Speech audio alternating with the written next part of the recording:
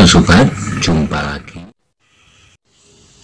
Melanjutkan kisah Keris Nogososro dan Sapu Inten karya S. Hamintarja untuk sobat semua.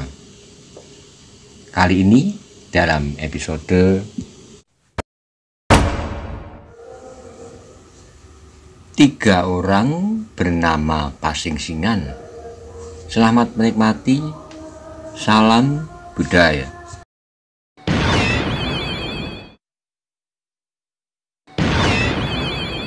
Pada episode sebelumnya dikisahkan bahwa Pasingsingan sangat marah melihat muridnya yang dikasihani Lowoijo dan satu lagi muridnya Wadas Gunung terlihat tergeletak bersimbah darah. Oleh karena murkanya, Pasingsingan mengancam pada Widuri, Rorowilis, Wirosobo dan Mantingan untuk akan dihukum dengan cara diseret dengan kuda ke Pamingit. Bagaimana kisah selanjutnya? Simak bersama-sama. Monggo kula aturi subscribe, like, komen, soho share, matur nuwun.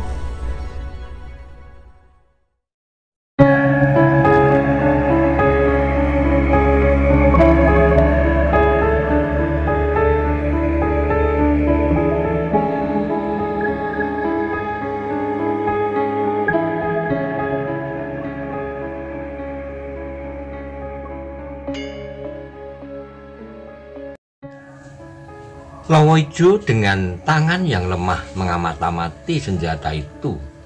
Luar biasa desisnya. Lumrah kalau Lowoijo terbunuh karena senjata yang ampuh ini, katanya pula. Pasingsingan tidak tahu apa yang dimaksud muridnya itu, namun ia masih berdiam diri. Langit di sebelah barat masih ditandai oleh warna merah karena api yang masih berkobar-kobar menelan beberapa rumah yang sama sekali tak bersalah. Widuri, kemarilah, terdengar Lowoijo manggil. Panggilan itu terasa aneh. Widuri mula-mula tidak percaya pada pendengarannya. Apakah benar-benar Lowoijo itu memanggilnya dengan nada yang lunak tanpa rasa dendam? Ketika Endang Widuri sedang menebak-nebak di dalam hati, terdengar kembali Lowoijo manggil lebih keras. Widuri, kemarilah. Widuri menjadi semakin bingung. Bahkan Pasingsingan tidak tahu apa yang dimaksud muridnya itu. Namun dalam nada suaranya Lowoijo sama sekali tak bermaksud jahat. Widuri masih belum beranjak dari tempatnya, sehingga sekali lagi Lowoijo berkata kepada gurunya, "Guru, panggillah gadis itu. Aku tak akan berbuat jahat. Dan sekali lagi aku minta jangan ganggu dia." Pasingsingan pun menjadi bingung, namun ia berusaha untuk memenuhi permintaan muridnya itu. Perlahan-lahan ia berkata, "Gadis kecil, Lowoijo manggilmu." Widuri masih belum bergerak, sedang Rorowilis menjadi cemas, katanya, "Jangan Widuri." Lowoijo menarik napas berat sekali. Seakan-akan napasnya sudah terputus di dadanya. "Sebelum aku mati," mintanya. Widuri masih tegak seperti tonggak. Mantingan sudah kehilangan ingatannya untuk mencegah atau menyetujuinya. Demikian juga Wirosobo. Napasnya masih memburu berebut dahulu setelah ia berjuang mati-matian serta dengan sekuat tenaga mengayunkan kapaknya pada saat terakhir. Kini ia tidak tahu apa yang akan dikatakan dan apa yang akan diperbuat tentang Widuri. "Guru," tiba-tiba Lowoijo berkata, "silakan guru meninggalkan aku. Agaknya gadis itu takut kepada guru." "Apakah sebenarnya yang sedang kau lakukan, Lowoijo?" tanya Pasingsingan. "Gadis itu, aku sedang mengenangkan almarhum anakku. Pada wajah gadis itu, sejak aku melihat untuk pertama kalinya, seakan-akan terbayang wajah anakku. Kini aku melihat wajah itu pula, tersenyum kepadaku dan melambaikan tangannya. mengajak aku pergi mengantarkannya. Anakku itu seandainya ia masih hidup, ia pasti sebesar gadis itu dan tangkas pula. Setangkas anak itu, jawab Lowoijo. Pasingsingan menggeram, ia mengutuk di dalam hati mengapa Lowoijo berbuat hal yang aneh-aneh, seperti perempuan cengeng. Namun pada saat-saat muridnya yang disayangnya itu hampir berpeluk dengan maut, ia terpaksa memenuhinya. Perlahan-lahan ia berdiri untuk kemudian mundur beberapa langkah sambil berkata kasar, "Mendekatlah, aku tidak akan mengganggumu." Lowoijo yang lemah itu kemudian berusaha untuk melemparkan senjata-senjatanya. Pisau belati yang selama ini menjadi ciri kekejamannya, yang kadang-kadang diikatnya dengan kain bergambar kelelawar hijau berkepala serigala. Indang Widuri melihat semuanya dengan jantung yang berdentangan. Ia menjadi ragu-ragu, tetapi ada sesuatu yang mendesak-desaknya untuk memenuhi panggilan Lowoijo itu. Tiba-tiba ia bergerak maju. Bersamaan dengan itu, Roro Wilis pun meloncat ke arahnya sambil berkata, "Widuri." Kembalilah Widuri terhenti. Ia menoleh pada Roro Wilis. Napas Roro Wilis pun kemudian menjadi sesak oleh ketegangan yang memuncak. Lowoijo yang sudah hampir sampai pada akhir hayatnya melihat Roro Wilis berusaha mencegah gadis kecil itu. Maka perlahan-lahan ia berkata, "Aku adalah manusia seperti kalian. Meskipun apa yang aku lakukan selama ini tidak ubahnya seperti binatang. Aku tidak tahu apa yang akan aku alami sesudah aku menginjak alam lain. Namun di perbatasan ini aku tidak akan menambah dosa." Tiba-tiba hati Roro Wilis tersentuh pula. Sebagai seorang gadis, perasaannya tidaklah sekeras baja. Ketika Widuri mandangnya tanpa sadarnya, ia mengangguk sehingga Widuri kemudian perlahan-lahan melangkah maju, mendekati hantu dari alas mentawuk yang hampir sampai ajalnya itu. "Senjatamu benar-benar ampuh, melampaui senjata yang pernah aku kenal," desis Lowoijo. "Namun ia akan bertambah ampuh kalau kau lekatkan aki ini di lingkaran bergerigi itu." Widuri tidak menjawab. Ia berdiri tegak di samping Lowoijo yang masih memegang rantai beserta cakranya. Ia tidak tahu apa yang dimaksud dengan Lowoijo itu. Lowoijo kemudian menarik sesuatu di jari-jarinya. Cincin dengan mata ke yang berwarna merah menyala. "Lowoijo," Pasingsingan berkata lantang, "apa yang kau lakukan?" "Kelabang Sayuto," jawab Lowoijo lemah. "Gila, jangan kau lakukan," sahut Pasingsingan. "Aki Kelabang Sayuto adalah ciri Pasingsingan yang hanya aku pinjamkan kepadamu. Biarlah guru, aku berikan aki ini kepada anakku," bantah Lowoijo dengan suara gemetar. Pasingsingan menahan dirinya untuk tidak melukai hati muridnya yang hampir mati itu. Namun dengan demikian, tanpa dikehendaki, Lowoijo justru menanamkan bahaya dalam tubuh Indang Widuri. Sebab tiba-tiba Pasingsingan mendapat pemecahan yang mengerikan. Biarlah aki itu diberikan, namun gadis itu tidak akan mampu melepaskan diri dari tangannya. Kemudian Pasingsingan tidak mencegah ketika Lowoijo menyerahkan cincin beserta rantai Widuri sendiri kepada gadis itu. Widuri pun seperti orang yang kehilangan dirinya. Ia bergerak saja tanpa sesadarnya. Menerima pemberian Lowoijo itu, hanya Roro Wilis yang sebagaimanapun juga tidak dapat melepaskan Widuri seorang diri berhadapan dengan hantu itu. Karena itu ia pun mendekatinya dengan pedang terhungus di tangannya. "Kutuk anakku itu telah sampai pada suatu kenyataan," terdengar suara Lowoijo gemetar. "Mudah-mudahan aku dapat mengurangi beban pada saat kematianku. Setelah kau menerima cincin itu, terasa betapa lapang jalan yang akan aku tempuh. Hati-hatilah dengan cincin itu, setiap goresannya pasti berakibat maut. Kecuali Maiso Jenar. Aku tidak tahu mengapa ia berhasil membebaskan dirinya. Pergunakan aki itu menurut jalan hidupmu." Kalau kau benci kepada kejahatan, mudah-mudahan ia dapat menolongmu. Lowoijo berhenti. Nafasnya menjadi semakin sesak. Tiba-tiba ia menggeliat dan terdengar ia mengeluh. Widuri yang masih berdiri di samping Lowoijo itu pun tiba-tiba berjongkok. Kalau mula-mula ia ngeri melihat wajah yang keras dan kejam itu, maka kini perasaannya telah hilang. Widuri, bisiknya. Bukankah namamu Widuri? Widuri mengangguk. Aku telah membunuh anakku tanpa aku sengaja. Aku menyangka ibunya berbuat sedeng dengan laki-laki lain. Aku bunuh laki-laki itu. Kemudian aku bunuh pula istriku. Namun tanpa aku ketahui anak gadisku satu-satunya yang masih kecil memeluk kaki ibunya, sehingga ketika aku dengan membabi buta menusuk tubuh perempuan itu, sebuah goresan melukai anakku itu.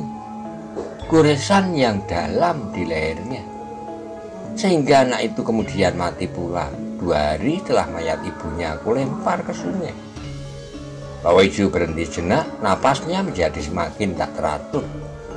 Sekali-kali ia menggeliat lemah, kemudian berbisik kembali perlahan-lahan. Tetapi ternyata aku salah sangka. Kembali Lowoijo berhenti. Ia masih berusaha untuk membuka matanya, lalu meneruskan.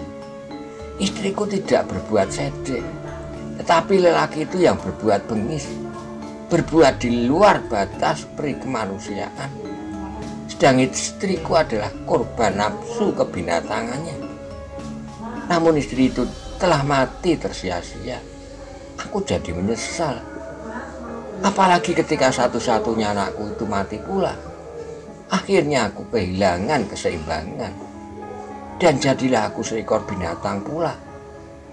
Tetapi aku tidak mau mendekatkan diri kepada perempuan. Perempuan yang bagaimanapun juga. Aku hanya ingin membunuh, berkelahi dan membuat orang lain menjadi putus asa dan menderita. Kadang-kadang aku rampas harta bendanya, pusaka-pusakanya, dan kadang-kadang aku bunuh keluarganya, anak-anaknya yang tak berdosa. Akhirnya aku namakan diriku Lowoijo setelah aku berguru kepada Bobo Pasingsingan. Pasingsingan menggeram. Ia tidak senang mendengar penyesalan itu. Sebagai suatu perbuatan cengeng, seharusnya Lowoijo mati dengan janji seorang pemimpin dari golongan hitam. Tapi ia berdiam diri, namun di dalam hatinya bergolak nafsunya yang mendidih. Matilah segera Lowoijo, katanya hatinya. Pasingsingan sudah tidak mempunyai harapan untuk menyembuhkan luka-luka muridnya. Sudah itu, aku akan membunuh tiap orang di sini, Mantingan, Wirosobo, Roro Wilis, dan gadis yang telah meruntuhkan kejantanan Lowoijo di matanya untuk mendapatkan akiknya kembali. Mengikat mereka di belakang kuda dan dipacunya ke Pamingit untuk meruntuhkan keberanian dan ketahanan perlawanan orang-orang Banyu Biru, kata hatinya kemudian. Saat kemudian Lowoijo menjamkan matanya. Napasnya satu-satu masih mengalir lewat hidungnya, tetapi saat kemudian ia berusaha untuk tersenyum. Bersamaan dengan itu dadanya terangkat dan melontarlah napasnya yang terakhir. Roro Wilis menjadi terkulai karenanya. Hatinya terketuk oleh kata-kata terakhir Lowoijo. Agaknya orang ini telah kehilangan masa depannya karena ia salah duga terhadap istrinya. Sifat-sifat kekerasan dan kekerasan yang memang telah dimiliki menjadi berkembang dengan pesatnya sehingga menemukan bentuk puncaknya. Endang Widuri masih berjongkok di samping Lowoijo. Terasa matanya menjadi panas. Kematian lawannya itu ternyata mempengaruhi jiwanya pula. Tanpa sadarnya ia mengamat-amati benda pemberian Lowoijo itu. Cincin bermata batu akik yang merah menyala, kelabang sayuto. Tapi ia menjadi terkejut ketika terdengar Pasingsingan berkata dengan suara seperti bergulung-gulung di dalam perutnya. Widuri, agaknya kau telah berhasil merebut hati muridku pada saat-saat terakhirnya, karena kenangannya yang melambung pada masa lampaunya, pada almarhum istri dan anaknya itulah Maka sejak di Gedong Songo ia selalu berpesan untuk membebaskan kau dari tanganku. Sebelum mati ia pun berpesan demikian pula untuk tidak mengganggumu. Tetapi Lowoijo sekarang sudah tidak ada lagi. Pesannya akan hilang bersama hilangnya nyawamu. Sekarang aku akan melakukan rencanaku, mengikat kalian di belakang kuda dan mengantarkan kuda-kuda itu ke Pamingit. Setiap hati yang mendengar kata-kata Pasingsingan itu menjadi bergetar cepat. Mereka menjadi seperti tersadar dari mimpinya. Ketika mereka mendengar kata-kata terakhir Lowoijo, mereka seolah-olah terlempar ke dalam satu dunia yang asing. Namun sekarang kembali mereka berdiri di atas tanah. Mereka berhadapan dengan iblis bertopeng dari alas mentau. Mantingan tiba-tiba meloncat dengan cepatnya meraih trisulanya yang masih menggeletak di samping Lowoijo. Setelah berhasil menyobek dada pemimpin gerombolan yang kehilangan masa depannya itu, pedang Roro Wilis juga diangkatnya kembali. Widuri yang masih berjongkok di samping Lowoijo pun berdiri dengan hati-hati yang mengenakan cincin pemberian Lowoijo di jarinya. Meskipun agak terlalu longgar, namun karena tangannya kemudian menggenggam ujung rantainya, maka cincin itu tidak akan lari karenanya. Wirosobo yang berdiri tegak-tegak jauh dari mereka juga segera membelai kapaknya. Seolah-olah ia ingin menanyakan kepada senjata itu, apakah yang dapat dilakukan untuk melawan orang yang bernama Pasingsingan itu. Yang terdengar kemudian adalah suara-suara sarunggi. Di samping gelaknya yang riuh, aku menjadi geli melihat kelinci-kelinci ini mempersiapkan senjata-senjata mereka. Aku tidak tahu apa yang mereka pikirkan. Apakah mereka sedang menduga-duga kekuatanmu, Pasingsingan? Pasingsingan tidak menjawab. Malah ia berkata kepada Joko Soko, "Soko, masihkah kau perlukan perempuan itu?" Joko Soko terkejut. Selama itu ia pun seperti orang yang kehilangan kesadaran. Namun akhirnya ia menjawab, "Perempuan itu sangat berbahaya, Paman." Pasingsingan tertawa. Lalu ia bertanya pula. Joko Soko menggeleng jawabnya, "Selama ia masih seperti sekarang, aku tidak memerlukan lagi." "Bagus," sahut Pasingsingan. "Perempuan itulah yang pertama-tama akan aku ikat di belakang kuda bersama-sama dengan gadis yang bernama Widuri itu. Seorang laskar akan memacu kuda itu dan melepaskannya di Pamingit." Tiba-tiba terdengar Joko Soko bergumam, "Sayang." Tapi Pasingsingan sudah tidak mendengarkan lagi. Topengnya tiba-tiba nampak menjadi liar. Dipandangnya satu demi satu Mantingan, Wilis, Widuri, kemudian Wirosobo. Yang terakhir adalah mayat muridnya. "Ia mati di luar lingkungan kami," desisnya. "Ya," sahut Suro Sarunggi. "Ia mati setelah menanggalkan kejantanan golongan kami. Aku tidak tahu bagaimana kedua muridku mati. Mudah-mudahan mereka mati sebagai uling rawa pening. Persetan semuanya." Tiba-tiba Pasingsingan berteriak, "Aku tidak punya banyak waktu." Kata-kata Pasingsingan itu merupakan aba-aba bagi Mantingan dan kawan-kawannya. Tanpa berjanji mereka segera berlompatan merapatkan diri. Dengan senjata masing-masing yang siap di tangan. Trisula, pedang tipis di tangan Roro Wilis, kapak raksasa dan rantai bercakra, pemberian Kebu Kanigoro. Untuk menghadapi kekuatan-kekuatan lain betapa dapat dikalahkan. Keempat senjata itu dalam satu gabungan merupakan kekuatan yang dahsyat.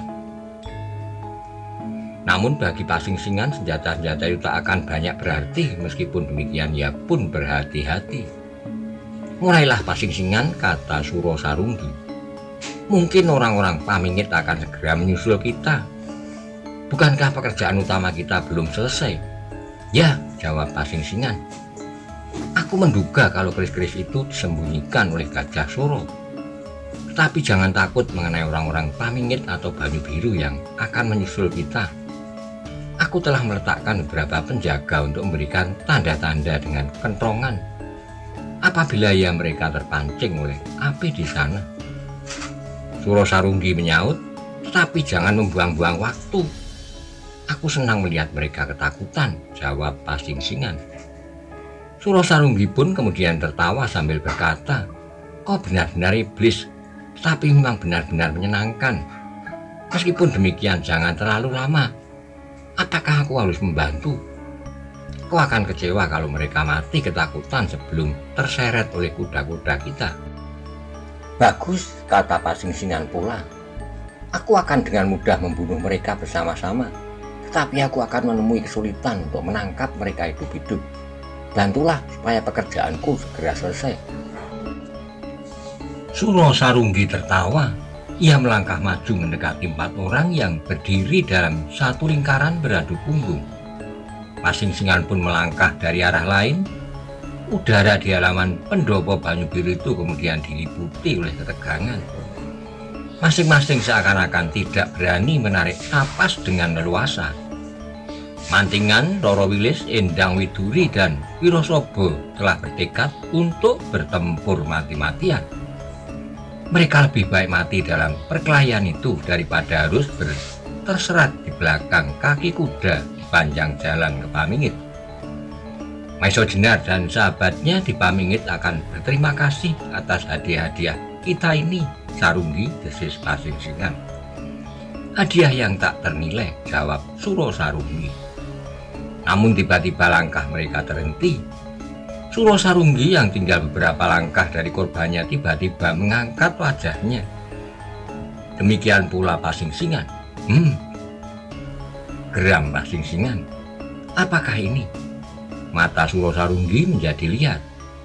Mantingan dan kawan-kawannya yang telah hampir kehilangan harapan untuk dapat menyaksikan matahari terbit di balik bukit-bukit besok pagi menjadi heran. Apakah yang mengganggu mereka? Ketika mereka melihat berkeliling, mereka tidak melihat apapun juga. Yang mereka lihat di langit yang kelam, mendung mulai mengalir dari arah utara. Satu-satu bintang-bintang yang gemelapan itu tertelan dan hilang di belakang tabir yang kelabu. Angin yang basah bertiup semakin lama menjadi semakin keras, dan udara di atas Banyu Biru menjadi semakin dingin. Tetapi Pasingsingan dan Suro Sarunggi masih belum beranjak dari tempatnya. Bahkan kemudian Joko Suko pun menjadi heran. Apakah yang ditunggu lagi? Tak seorang pun yang akan menghalang-halangi mereka. Apa yang akan mereka perlakukan? Sendang Parapat Wonomerto yang kaku seperti tonggak, para penjaga di gardu tak ada yang mampu berbuat apapun. Meskipun Sendang Parapat dan Wonomerto tak akan tinggal diam ternyata dengan senjata-senjata di tangan mereka. Namun mereka sadar bahwa terhadap Joko Suko itu pun mereka tak akan mampu melawan. Tiba-tiba Suro Sarunggi dan Pasingsingan menjadi tegang. Saat kemudian terdengar suara Sarunggi berkata, "Jangan bersembunyi, siapakah kau?" "Maiso Jenar, Pandan Alas, Titis Anganten atau Suro Dipoyono?" Mendengar nama-nama itu bergetarlah dada orang Banyu Biru. Mantingan dan kawan-kawannya, bahkan Widuri terbekik kecil. "Ayah barangkali." Tapi tak ada jawaban. Karena itu kembali Mantingan dan kawan-kawannya menjadi tegang seperti Suro Sarunggi, dan Pasingsingan pun bertambah tegang. Maiso Jenar, sahabat-sahabatnya yang berhasil membunuh Nogoposo. Pandan Alas atau orang-orang lain pasti tidak akan membiarkan anak-anak mereka atau sahabat-sahabat mereka itu menjadi ketakutan. Mereka pasti akan segera menampakkan diri. Bahkan mereka pasti datang dengan tergesa-gesa di atas kuda yang derap kakinya, akan memberitahukan kehadiran mereka. Tapi siapakah selain mereka? Bisik Suro Sarunggi di dalam hatinya. Namun Pasingsingan menjadi gelisah. Ia pernah bertemu dengan orang-orang aneh itu beberapa saat lampau di Rowo Pening. Ketika ia hampir saja membunuh Maiso Jenar beserta 4 kawannya, yang seorang adalah Dalang Mantingan. 2 orang aneh itu berhasil membebaskan mereka. Sekarang ketika Mantingan berada di ujung maut, terasa sesuatu yang aneh di halaman itu. Tiba-tiba halaman itu seolah-olah bergetar dengan dahsyatnya. Dari dalam gelap terdengar suara perlahan-lahan. "Akulah yang datang." "Siapa?" teriak Pasingsingan. "Pasingsingan," jawab suara itu. Berdesirlah setiap dada yang mendengar jawaban itu. pasing-singan. Ah, orang itu pasti berolok-olok, pikir mereka. Namun suara itu bergulung-gulung di dalam perut seperti suara pasing-singan ketika kemudian kilat memancar di langit. Maka kembali di halaman itu seakan-akan menjadi runtuh karena setiap orang terkejut karenanya. Dari arah suara itu, di dalam cahaya kilat yang hanya sesaat, nampaklah seorang yang berdiri tegak dengan jubah abu-abu dan bertopeng yang kasar di wajahnya. Lihat orang itu, pasing-singan menggeram dahsyat sekali. Terdengar ia berteriak nyaring, "Siapakah kau? Apakah kau sudah bernyawa rangkap, berani mengenakan pakaian khusus pasing-singan?" "Aku pasing-singan," jawab suara itu. "Tak ada dua pasing-singan di dunia ini," teriak pasing-singan. "Aku satu-satunya." "Kau salah," tiba-tiba terdengar suara itu dari arah lain. "Aku juga pasing-singan." Ketika semua orang menoleh ke arah suara itu, dalam keremangan cahaya obor, nampaklah seseorang lagi yang berdiri tegak dengan jubah abu-abu dan topeng kasar di wajahnya, hingga serasakan meledaklah dada mereka. Dua orang yang sama-sama mengenakan jubah abu-abu dan topeng kasar di wajah mereka. Pasing-singan menjadi marah sekali karenanya, sehingga tiba-tiba tubuhnya menjadi gemetar. Dengan pandangan liar ia mengawasi kedua orang yang mirip dengan dirinya itu berganti-ganti. Kemudian sambil menggeram ia berkata, "Apakah kalian tidak sadar bahwa permainan kalian itu akan berakibat maut?" Kedua orang yang menamakan diri mereka pasing-singan itu tidak menjawab, tetapi perlahan-lahan mereka melangkah mendekat. Seorang di antaranya berdiri di samping Mantingan dan kawan-kawannya, sedang seorang lain berdiri bertentang pandang dengan Suro Sarunggi.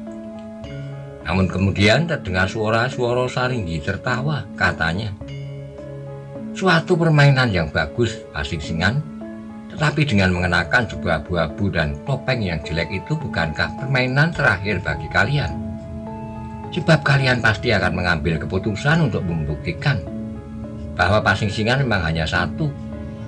Kalau sekarang tiba-tiba ada 3, atau barangkali nanti muncul yang lain 4, 5, 6, 10, maka nanti akhirnya pasing-singan benar-benar akan tinggal 1. "Kau benar," sahut pasing-singan. "Aku muak melihat mereka dengan ciri-ciri khusus pasing-singan itu. Karena itu mereka harus mati. Kematian seseorang tidak terletak di tangan orang lain," terdengar salah seorang dari kedua orang itu menjawab, "tetapi terletak di tangan Yang Maha Agung. Tak seorang pun dapat meramalkan. Apakah satu dari sekian banyak pasing-singan itu adalah kau? Tak seorang pun yang tahu apakah kau dibenarkan untuk tetap hidup. Apakah aku orang tua itu yang juga menamakan dirinya pasing-singan?" Pasing-singan tertawa, suaranya nyaring mengerikan seperti rintihan hantu. Yang mendengar suara itu menjadi bergetar, seolah-olah dadanya terhimpit batu sebesar anak gajah. Sehingga mereka terpaksa memusatkan kekuatan batin mereka untuk menahan kesadaran mereka tidak runtuh. Namun beberapa orang penjaga telah terduduk karenanya. Sendang Parapat yang belum sembuh benar itu pun tidak kuat menahan getaran yang memukul dadanya, sehingga dengan demikian ia pun terpaksa menyandarkan diri pada tiang pendopo. Meskipun demikian, akhirnya ia pun terduduk pula, sedang Wonomerto terpaksa berpegangan tiang erat-erat. Namun kesadarannya telah lenyap, seperti orang yang sedang hanyut menjelang tidur. Mantingan, Roro Wilis, Wirosobo, dan Endang Widuri masih dapat bertahan berdiri, tegak dalam lingkaran beradu punggung. Meskipun demikian, mereka harus berjuang mati-matian agar mereka tetap dalam kesadaran. Sebab mereka tidak tahu apa yang akan terjadi dengan 3 orang yang masing-masing menamakan diri mereka pasing-singan. Apakah pasing-singan yang lain itu tidak kalah jahatnya dengan pasing-singan yang pertama? Apakah justru kedua orang yang lain itu lebih berbahaya bagi mereka? Pasing-singan masih terus tertawa dengan nyaringnya. Beberapa orang penjaga, bahkan Sendang Parapat, telah kehilangan kesadaran mereka. Mereka menjadi seperti orang yang terlepas dari keadaan sekitarnya. Dan karena itu mereka menjadi terbaring lemah tanpa daya. Hatinya menjadi nyeri dan pedih. Mantingan dan kawan-kawannya pun semakin lama menjadi semakin lemah. Sadarlah mereka bahwa Pasingsingan telah melepaskan najiannya Gelap Ngampar. Bahkan Joko Soko sendiri pun menjadi gelisah. Semakin lama ia semakin pucat dan gemetar. Suro Sarunggi berdiri tegak sambil mengangkat dadanya. Sebagai orang sakti, ia tidak banyak berpengaruh oleh Aji sahabatnya itu. Bahkan akhirnya ia tersenyum dan berkata, Gelap Ngampar adalah ilmu ajaib Pasingsingan yang lain pun mampu berbuat demikian. Namun kedua Pasingsingan yang lain itu tidak menjawab. Mereka tegak seperti patung saja di tempatnya. Tapi tiba-tiba terasa udara yang aneh bertiup di halaman itu. Perlahan-lahan hanyut di selarus angin basah dan lembab. Pasingsingan yang berdiri dekat pantingan itu nampak melipat tangan di dadanya. Sejalan dengan arus udara yang aneh itu, terasa sesuatu merayap-rayap di dada mantingan, Roro Wilis Wirosobo dan Indang Widuri. Seakan-akan mereka menemukan kesegaran baru di dalam dirinya. Perasaan nyeri dan pedih yang ditusukkan oleh Aji Gelap Ngampar di dalam tubuh mereka perlahan-lahan menjadi berkurang. Dan angin masih mengalir mengusap tubuh mereka, membawakan ketenangan dalam diri. Bagaimanapun juga mantingan adalah seorang yang memiliki pengalaman yang cukup.